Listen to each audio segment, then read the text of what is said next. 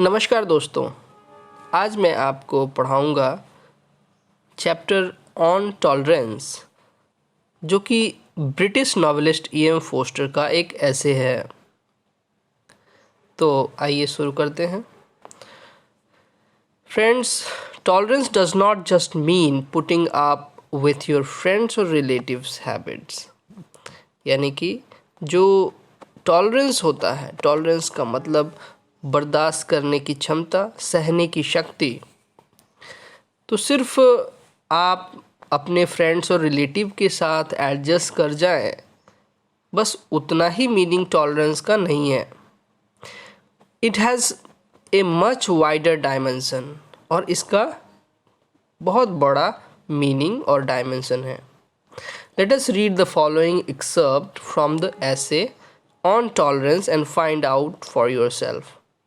तो आइए हम पढ़ते हैं ऑन टॉलरेंस ऐसे के बारे में, जो कि ई.एम. फोस्टर ने लिखा है, और उनकी जो सीख है टॉलरेंस के बारे में वो हमारे काम आने वाली है और हमें बहुत बड़ी ज़िंदगी की शिक्षा देने वाली है। आजकल मैं भी टॉलरेंस को लेकर के प्रयोग कर रहा हूँ, टॉलरेंस सीख रहा हूँ।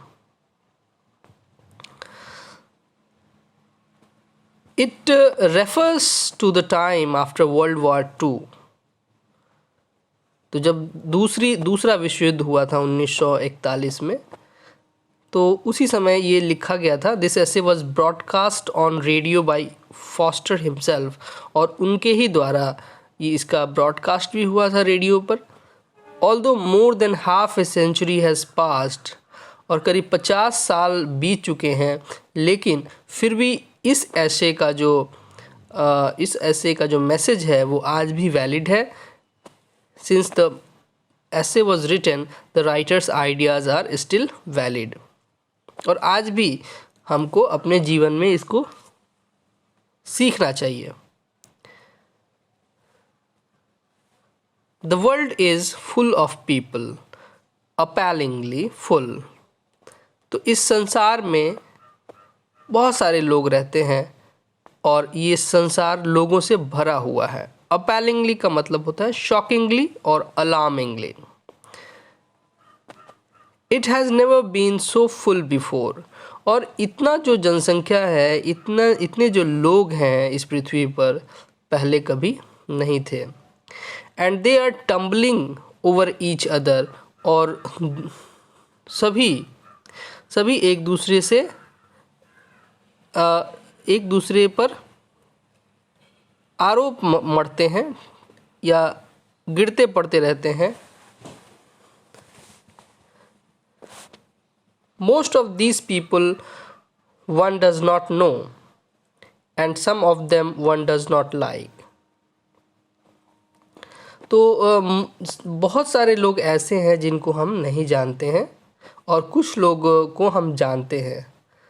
कुछ लोगों को हम प्रेम करते हैं, पसंद करते हैं। And some of them one does not like, doesn't like the colour of their skin, say, और the shapes of their noses, और the way they blow them और डोंट ब्लो देम, और the way they walk, they talk, they smell, और their clothes, or their fondness for jazz, a kind of music, or their dislike for jazz, and so on.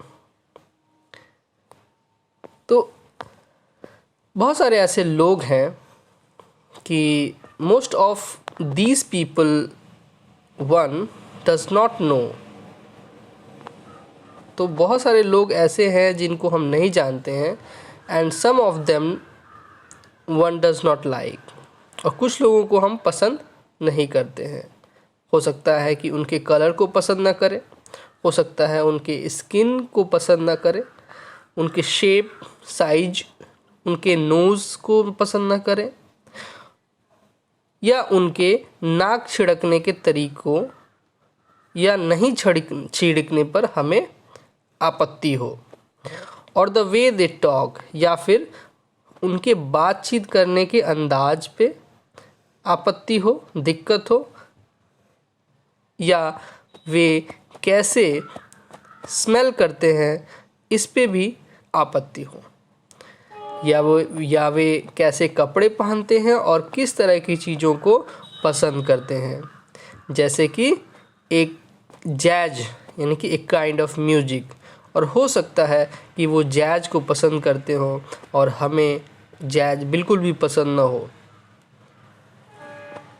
और there dislike for jazz, या ऐसा हो कि हमें तो jazz पसंद हो, उनको पसंद नहीं हो, तब भी हमको आपत्ति हो सकता है, and so on. Well, what is one two do, लेकिन क्या किया जाना चाहिए, एक व्यक्ति को क्या करना चाहिए।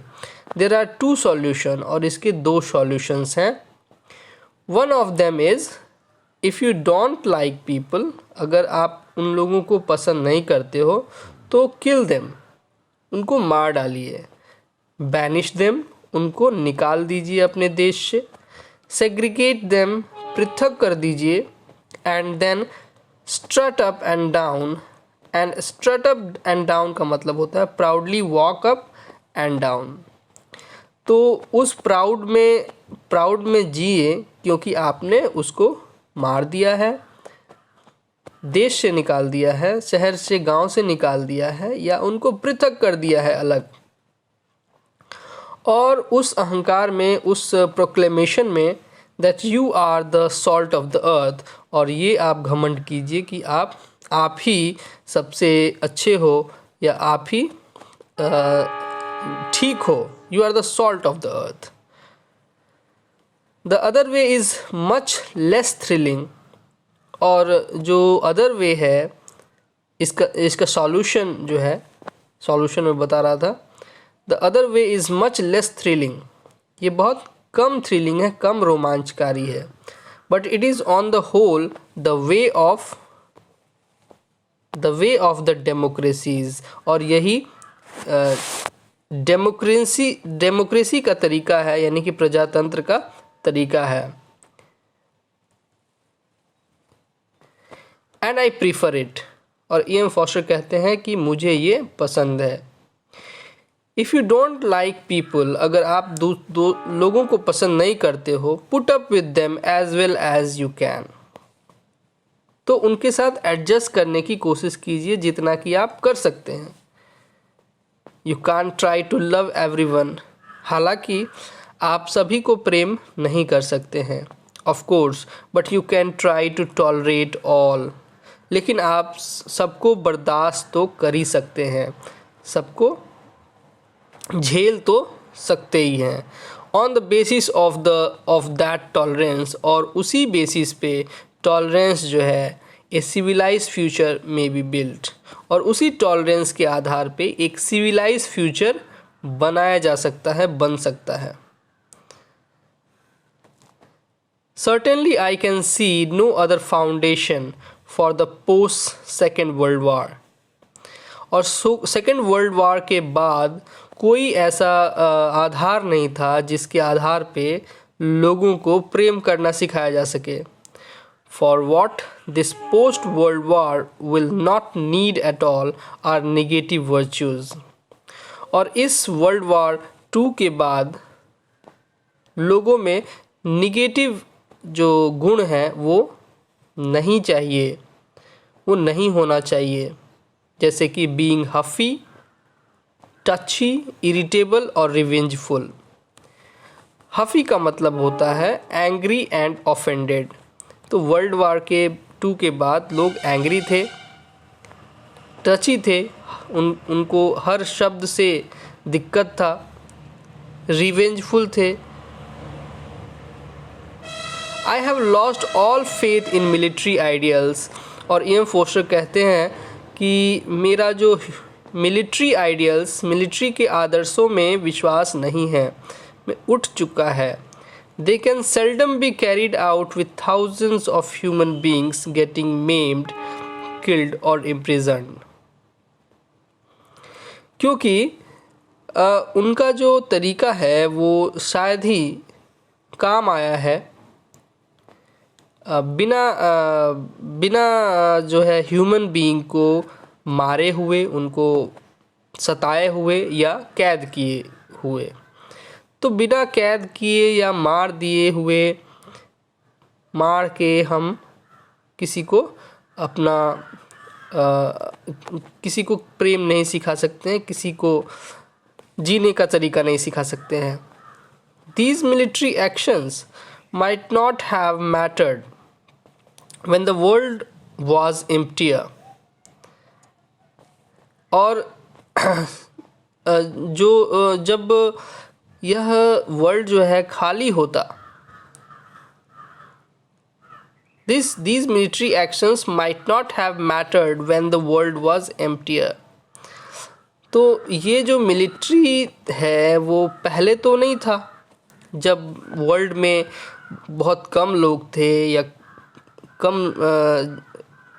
कम जनसंख्या थी, but they are horrifying now. लेकिन आज हॉरिफाइंग जनसंख्या है, हॉरिफाइंग पॉपुलेशन है, when one nation is mixed up with another.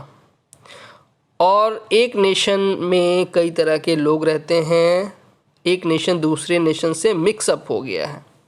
When one city cannot be originally separated from its neighbors, और जो पड़ोस का जो शहर है उससे मिक्स हुए बिना कोई भी सिटी नहीं रह सकता है। एंड अनदर पॉइंट, और एक और पॉइंट है reconstruction. Reconstruction is unlikely to be rapid. I do not believe that we can reconstruct the whole world. तो इएम फॉस्टर कहते हैं कि रिकंस्ट्रक्शन नहीं किया जा सकता है।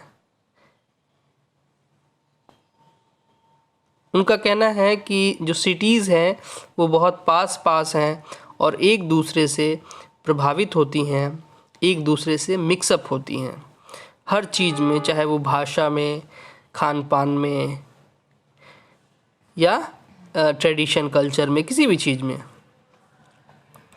तो कहते हैं कि ऐसा संभव नहीं है कि उसको होल वर्ल्ड को रिकंस्ट्रक्ट किया जाए और उन सबको अलग अलग कर दिया जाए, ताकि उनमें जो कलह है, जो दिक्कतें हैं, परेशानियां हैं, वो ना आ सके। आगे वो कहते हैं we are neither fit nor equipped for that. हम लोग इसके लिए नहीं फिट नहीं हैं और ना ही उतनी हमारे पास क्षमता है, उतने साजो सामान हैं। Hence the need of peace. लेकिन फिर भी हमें क्या चाहिए? पीस चाहिए। इएम फॉस्टर कहते हैं tolerance I believe will be imperative after the establishment of peace. Peace अगर आ भी जाए तो भी हमको क्या चाहिए? टॉलरेंस चाहिए। इम्परेटिव का मतलब होता है very urgent. I believe tolerance I believe will be imperative after the establishment of peace. Let us take a concrete example. एक एग्जाम्पल दे करके इएम फॉस्टर समझाते हैं और कहते हैं I have been asking myself how I should behave if after peace. अगर peace आ जाए पूरी दुनिया में तो हमें कैसा बिहेव रखना चाहिए, कैसे बिहेव करना चाहिए। I met people who had been fighting against us. मैं उन लोगों से, इएम फॉस्टर कहते हैं कि मैं उन लोगों से मिला था जो हमारे विरुद्ध लड़ रहे थे। और ये बहुत ये सत्य बात है। वो कहते हैं ये सत्य है कि मैं उनको प्रेम नहीं कर सकता हूँ। I can't try to love them. I shouldn't feel inclined. और मैं उनके तरफ झुका हुआ भी नहीं हूँ, मैं उनके तरफ से नहीं बोल सकता। But I shall try to tolerate them. लेकिन मैं उनको बर्दाश्त कर सकता हूँ, टॉलरेट कर सकता हूँ। बिकॉज इट्स कॉमन सेंस, क्योंकि ये कॉमन सेंस है। Because we have to live with them in the same world, क्योंकि हमको उन्हीं के साथ इसी वर्ल्ड में रहना है। We shall have to put up with them. और हम लोगों को उनके साथ एडजस्ट करना ही पड़ेगा। Nor for any lofty reason, lofty का मतलब होता है नोबल, तो not for any lofty reason but because it is the best thing that will have to be done, और यही बेस्ट तरीका है जो कि हम सॉल्यूशन के रूप में कर सकते हैं। तो क्या सॉल्यूशन ये फॉस्टर देते हैं? टॉलरेंस, कि हम दूसरों को टॉलरेट करना सीखें। Tolerance may not be regarded as a great eternally established divine principle। जो टॉलरेंस है ये एक डिवाइन प्रिंसिपल नहीं है, ये एक स्पिरिचुअल वर्च्यू नहीं है, ये एक आध्यात्मिक गुण नहीं है। तो E.M. फॉस्टर बहुत सही कहते हैं कि टॉलरेंस हो सकता है कि टॉलरेंस को एक इटर्नली इस्टेब्लिश्ड डिवाइन प्रिंसिपल के रूप में नहीं देखा जाए, rather it is a make shift, लेकिन ये एक मेक शिफ्ट हो सकता है।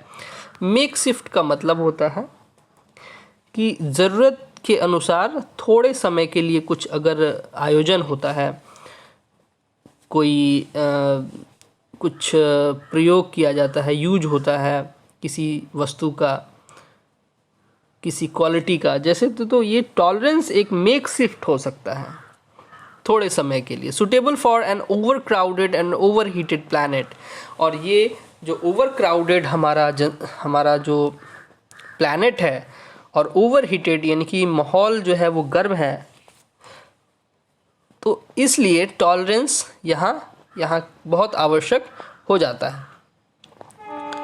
Tolerance carries on when love gives out, tolerance तभी काम करेगा या काम करता है जब हमारा लव जो है वो साथ छोड़ देता है।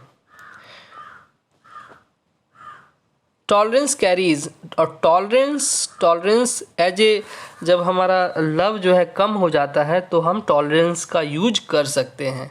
And love generally gives out as soon as we move away from our home and our friend. तो E.M. फॉस्टर कहते हैं कि जैसे ही हम अपने घर को छोड़ते हैं, जैसे ही घर से हम बाहर निकलते हैं, we move away from our homes and our friends, और हम अपने साथियों से अलग होते हैं।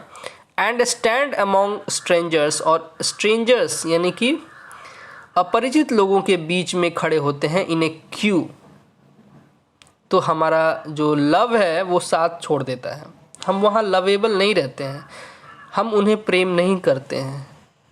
वी थिंक, हम लोग सोचते हैं, why are people so slow, हम लोग सोचते हैं कि इतने लोग स्लो क्यों हैं, धीमे क्यों हैं। Why are people so fat, इतने मोटे क्यों हैं।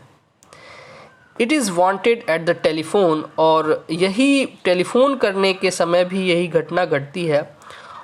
और वी थिंक, हम लोग सोचते हैं कि why are they so deaf, लोग बहरे क्यों हैं, सुन ही नहीं पा रहे हैं। और कन्वर्सली, और कन्वर्सेशन के दौरान वो हम लोग सोचते हैं कि ये लोग बुदबुदाते क्यों हैं दूसरों के बारे में। It is wanted in the street, और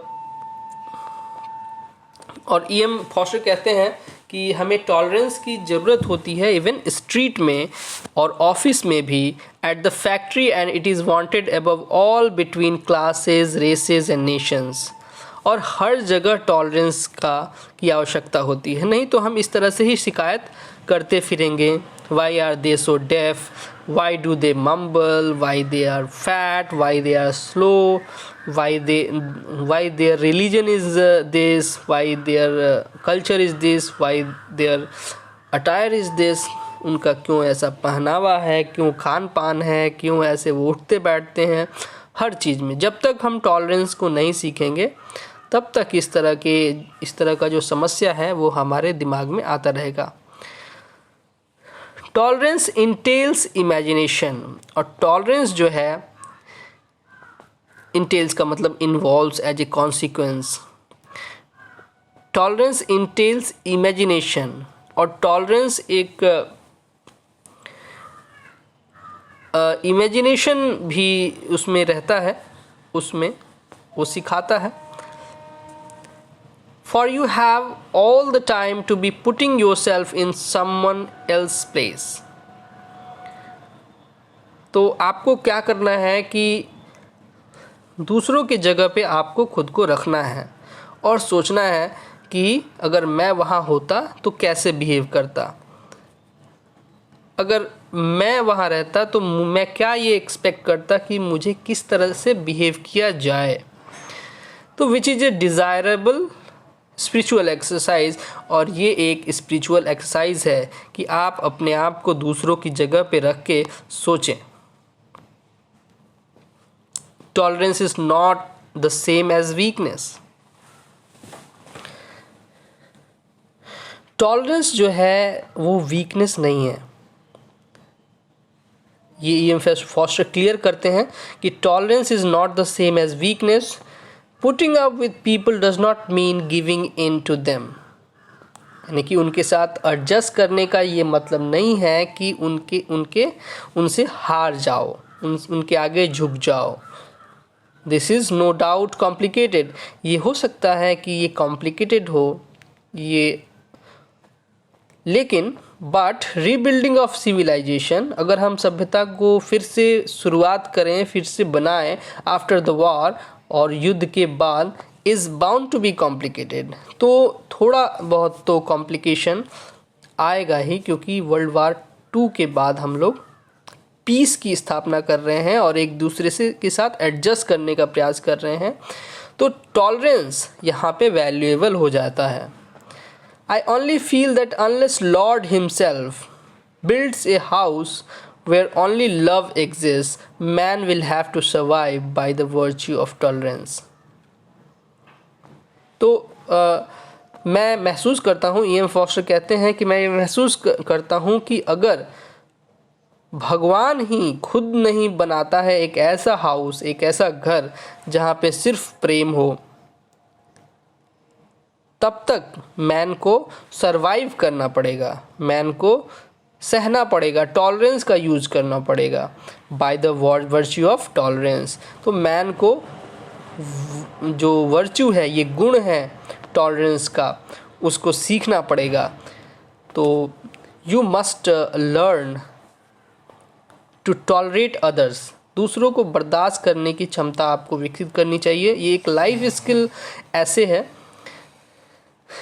तो आप अपनी ज़िंदगी में टॉलरेंस को ज़रूर विकसित कीजिए, दूसरों को बर्दाश्त करने की क्षमता विकसित कीजिए, दूसरों को सहने की, दूसरों को सुनने की, दूसरों को समझने की. आई थिंक आपको ट्रू मैन बनाने में ये जो टॉलरेंस है वो ज़रूर सहयोग करेगा. Please write your experience in the comment box. Thank you.